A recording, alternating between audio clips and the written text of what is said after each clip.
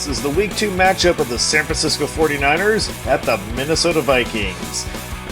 Brought to you by Fantasy Football Time. Follow us at Fantasy FB Time on all social media platforms. Welcome to Week 2, San Francisco and Minnesota fans. Let's take a look back. Jordan Mason, without Christian McCaffrey, erupts for 21 points out of nowhere, 147-1. Deebo Samuel has himself a nice day, getting 16 points with 5 catches, 54 yards, as well as 1 rushing score. Brock Purdy doesn't have a great day, but manages to get the win, 231 in the air with no scores. Jauan Jennings, beneficiary of 9 points, 5 catches, and 64 yards. Kittle, tight end, 6 points received, or 6 points earned for 4 catches and 40, a very tight end number for him.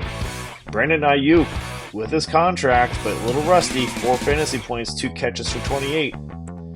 Minnesota Vikings have Aaron Jones, who got 18 points over 11 forecasted with 94 on the ground and a score with 2 catches. Sam Darnold gets his projection with 208, 2 touchdowns and a pick. Justin Jefferson got his forecast with 4 catches, almost 60 yards and a score. And Addison is now out for this week.